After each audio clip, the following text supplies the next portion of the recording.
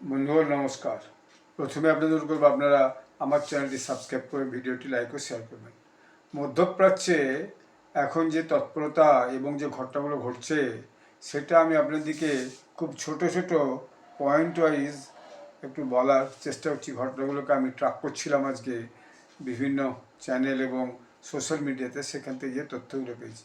প্রথম হচ্ছে ইরানের যে পোর্টগুলো আছে সেই পোর্টগুলোতে একদম পুরোপুরি যে 20% ট্যারিফ লাগাবার জন্য ইরান প্রস্তাব দিয়েছিল, সেই প্রস্তাবকে আমেরিকা একদম খারিজ করে দিয়েছে। ফলে এই যে একটা দ্বন্দ্বের কেন্দ্রবিন্দু, ওই পোর্ট দিয়ে, হরমুজ পোর্ট দিয়ে যে যাতায়াত করা জাহাজের, সেই ব্যাপারটা যে দ্বন্দ্বটা, সেই দ্বন্দ্বটা আবার নতুন করে মাথাচাড়া দিয়ে উঠেছে। প্রথমত ওখানে আমি বলেছিলাম আগে যে দুটো লেন আছে, একটা হচ্ছে ইরান নিয়ারেস্ট লেন আর একটা হচ্ছে ওমানের দিকের লেন। তো এই যে ওমানের দিকের লেন আছে সেই দিক দিয়ে ইদানিংকালে যাতায়াত করছিল, কারণ ইরানের দিকে যাতায়াত করলে যদি সমস্যা হয় সেই একটা কারণে, কারণ তাহলে তাদের কাছাকাছি হবে বম টম বর্ষণ করার জন্য সেখানে।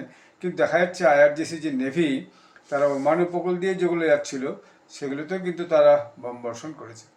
এরপর দেখা যাচ্ছে মার্কিন যুক্তরাষ্ট্র ডোনাল্ড ট্রাম্প অর্ডার করেছেন 20টা যুদ্ধজাহাজ মোতায়েন করতে স্ট্রেট অফ হরমুজে, অর্থাৎ ওখান দিয়ে তিনি কোনো জাহাজ আর যেতে দেবেন না। 20টা যুদ্ধজাহাজকে তিনি ইরান অভিমুখে রওনা করে দিয়েছেন, যার মধ্যে আবার 3টে রণতরীয় আছে, দুটি বিমানবাহী রণতরীয় আছে, অর্থাৎ যার মধ্যে প্রচুর বিমান আছে যারা সে উড়ে গিয়ে বোম টম বর্ষণ করে আবার ফিরে এসে ওই যে জাহাজের মধ্যেই এসে তারা আবার নামতে পারবে। এইটা হচ্ছে যদি ট্রাম্পের বক্তব্য হচ্ছে আমি যে শর্তাবলী দিয়েছি সেই শর্তাবলী যদি ইরান মেনে না নেয় তাহলে আমরা ইরানের উপর চূড়ান্তভাবে আঘাত হানার জন্য একটা প্রস্তুতি নিচ্ছি। এবারে ইরানের পক্ষ থেকেও কিন্তু চুপ করে বসেনি। দেখা যাচ্ছে ইরানও যে ইরাক সীমান্তবর্তী কুয়েতে সেখানে বম বর্ষণ করেছে সম্ভবত, কারণ সেখান থেকে প্রচুর ধোঁয়া উঠছে, এরকম খবর এবং ভিডিও কিন্তু এসেছে। এরপরে জর্ডানের উপর দিয়েও ইরানের ক্ষেপণাস্ত্র দৌড়াচ্ছে, ফলে ইরানও কিন্তু চুপ করে বসে নেই, জর্ডানেও তারা আক্রমণের চেষ্টা করছে। এর মধ্যে দেখা যাচ্ছে যে আমেরিকার যে মুপাফাক সালটি বিমান ঘাঁটি ছিল সেই বিমান ঘাঁটিতে কিন্তু আক্রমণ করেছে আইআরজিসি, মিসাইল আক্রমণ করেছে। এরপরে দেখা যাচ্ছে যে আইআরজিসি ইরাকের বসরা আন্তর্জাতিক বিমানবন্দরে বিস্ফোরণ করেছে বলে বলা হচ্ছে। এখন এইটা সত্যি কিনা বোঝা মুশকিল, কারণ কদিন আগেই ইরাকে সুপ্রিম লিডারের যে শেষকৃত্য হয়েছে, কিন্তু তারপরে দেখা গেল যে ইরাক আমেরিকা এবং সেখানে যে তিনি ডোনাল্ড ট্রাম্পের সঙ্গে দেখা করেছেন এবং হোয়াইট হাউসে তারা মিট করেছেন তার ছবি কিন্তু এসেছে। ফলে সেটা হয়তো কোনো কারণ ইরানের কাছে একটা রাগের কারণ হলো, এবং ডোনাল্ড ট্রাম্প যখন ইরাকেরকে ডেকেছেন তার মানে নিশ্চয়ই ইরাককেই দিয়ে তিনি ইরানের উপর একটা কোনো পরিকল্পনা করার চেষ্টা করছেন, অথবা যে কুর্দিশ ফোর্স আছে কুর্দিশ ফোর্সকে গ্রাউন্ড ফোর্স হিসেবে ইরানের উপর নামাবেন কিনা সেটাও একটা অনুমান কিন্তু বিভিন্নভাবে সাংবাদিকরা চালিয়ে যাচ্ছে। এরপর দেখা যাচ্ছে যে আপনার IRGC surface two surface missile যে উৎক্ষেপণ করে সেই শটটাতে সেখানেও আমেরিকা আবার বম বর্ষণ করেছে। আবার হরমুজ প্রণালী নিয়ন্ত্রণ নিয়ে ডোনাল্ড ট্রাম্প নতুন একটা ঘোষণা করেছেন। সেই ঘোষণা হচ্ছে যে হরমুজ প্রণালীর পুরো নিয়ন্ত্রণ এখন আমাদের হাতে, কিন্তু বাস্তবে সেটা দেখা যাচ্ছে না। যদিও ট্রাম্প বলেছেন আমরা প্রণালীর নিয়ন্ত্রণ নিজেদের কাছে রাখবো এবং সম্মত পরিচালনার দায়িত্ব আমরাই নেব, আমরাই হব প্রণালীর অভিভাবক।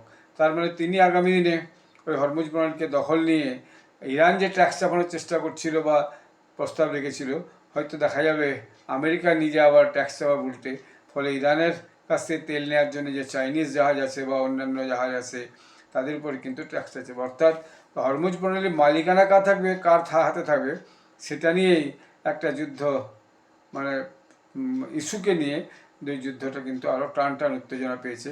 অর্থাৎ ইরান চাইছে হরমুজ প্রণালীর যে অভিভাবকত্ব আমাদের থাকবে, এখন আমেরিকা চাইছে হরমুজ প্রণালীর অভিভাবকত্ব আমরা হাতে নেব। এখন এইরকম একটা ব্যাপারে যে দুই দেশের মধ্যে টেনশনটা চলছে, এই টেনশন কীভাবে খতম হবে বা শেষ হবে এইটা বলা সত্যি খুব মুশকিল। মধ্যপ্রাচ্যের এই দেশগুলোর সঙ্গে ইরানের যে যুদ্ধ এবং আমেরিকা যেভাবে আগ্রাসনীতে এগোচ্ছে, ফলে এটা আগামী দিনে একটা পরমাণু যুদ্ধের দিকে এগোচ্ছে কিনা সেটাই কিন্তু সারা বিশ্বের যে ওয়ার অ্যানালিস্ট তারা সন্দেহ করছে। যেরকম একটা অবস্থা চলতে হলে দেখা যাবে আমেরিকা হয়তো যে কোনো সময় সেই দ্বিতীয় বিশ্বযুদ্ধের সময় যেমন জাপানের হিরোশিমা নাগাসাকিতে বম বর্ষণ করেছে, সেরকম কোনো একটা জায়গায় ইরানের উপর বম বর্ষণ করে এই যুদ্ধের সমাপ্তি টানলো। সেই দিকে কিন্তু এই যে যে উদ্বেগ টেনশনটা দুই দেশের মধ্যে, মানে যুদ্ধটা, সেই দিকেই কিন্তু টেনে চলেছে। এর মধ্যে হিজবুল্লাহ সঙ্গে ইসরায়েলের একটা দ্বন্দ্ব কন্টিনিউয়াসলি চলছেই, আবার হুতিদের সঙ্গেও দেখা যাচ্ছে সৌদি আরবের একটা দ্বন্দ্ব চলছে, সেটা আমি একটা ভিডিওতে বলেছি। ফলে সব মিলিয়ে ওই অঞ্চলের যে জিওপলিটিক্স, সেই জিওপলিটিক্সটা একটা খুব জটিল পরিস্থিতির মধ্যে তৈরি হয়েছে। এই জটিল পরিস্থিতিতে কীভাবে এই দেশগুলো আগামী দিনে ওভারকাম করবে, করে একটা শান্তি ব্যবস্থা তৈরি করতে পারবে, এটা কিন্তু খুবই ইরাক ইরান এবং আমেরিকার যুদ্ধ, ইসরায়েলের যুদ্ধটা খুব গোড়া থেকে মানে একদম পুঙ্খানুপুঙ্খ ট্রাক করার চেষ্টা করছি। তার থেকে মনে হচ্ছে যত দিন যাচ্ছে জটিলতাটা আরও বাড়ছে। মাঝে যখন একটা 7 দিনের সিজফায়ার ঘোষণা হয়েছিল, তখন মনে হচ্ছিল তার একটা বিষয় হতে পারে যে আগামী দিনে যুদ্ধ হয়তো থেমে যাবে।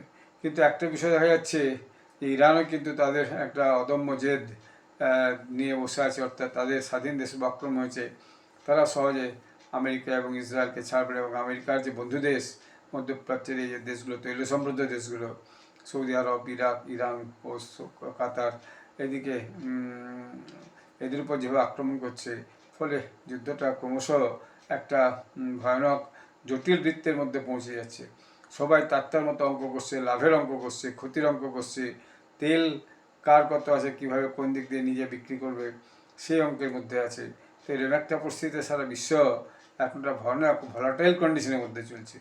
এর পিছনে কারণ অবশ্যই স্বার্থ, কারণ অবশ্যই নিজস্ব শক্তি এবং প্রতিপত্তি প্রমাণ করা, যেটা আমেরিকাও চাইছে, এবং ইরানও আমেরিকার এই প্রতিপত্তিকে একদম গোড়ার থেকেই ডিনাই করে তারা তাদের মতো করে যুদ্ধ চলে যাচ্ছে। ফলে যত দিন যাচ্ছে পরিস্থিতিটা ক্রমশ জটিল থেকে জটিলতর হচ্ছে। সারা পৃথিবীর বুকে এরপরে বিভিন্ন রকমের সামগ্রিক ক্রাইসিস, তেল, গ্যাস এসবের ক্রাইসিস আগামী দিন হবে, যদিও এর মধ্যে সমস্ত দেশই কোনো না কোনোভাবে তাদের নিজস্ব বিকল্প ব্যবস্থা তৈরি করেছে। তবুও এই স্ট্রেট অফ হরমুজ দিয়ে যাতায়াত বন্ধ হয়ে গেলে এর প্রভাব তো সারা বিশ্বে আবার পড়বেই।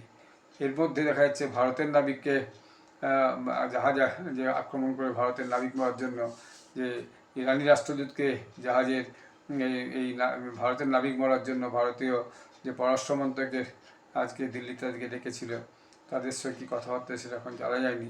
সেটা বোধহয় আগামীকাল সম্মত জানাবে, বা আগামীকাল ডেকেছে, তাহলে আগামীকাল সন্ধ্যা পর্যন্ত খবরটা জানাবে। যে ডেকেছে এই খবরটা পেয়েছি, ঠিক কখন কোন সময় দুপক্ষের মধ্যে একটা মিটিং হবে সেটা কিন্তু আমাদের দেখতে হবে। কারণ ভারতের এরপর আর কিন্তু এই ভারতের নাবিকদের উপর আক্রমণ ইরানের, এটা কিন্তু আর সহজে সহ্য করবে না।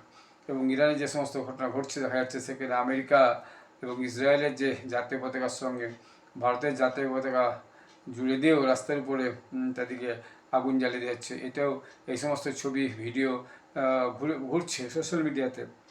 ফলে সরকারের কাছেও এগুলো নোটিশে আসছে। ফলে সরকারও বুঝতে পারছে ইরানের সঙ্গে আজ হোক বন্ধুত্ব রাখা তো খুব মুশকিল, কারণ ইরানের জনগণ যেটা করছে তার পিছনে নিশ্চয়ই সেখানকার যে সরকার বা আইআরজিসি কোনো মদত আছে। ফলে টেনশন বিভিন্ন কারণে ইরানের সঙ্গে ভারতেও ধীরে ধীরে একটা কিন্তু শুরু হচ্ছে, এটা বলাই যেতে পারে। এর আগেও জাহাজ আক্রমণ করার ফলে বেশ কয়েকজন নাবিক মারা গেছিলো, আবার সেই ঘটনায় ঘটেছে। ফলে ভারত আর এরপর চুপ করে বসে থাকতে পারছে না, কারণ জনমত এখন এই নিয়ে আওয়াজ তুলছে।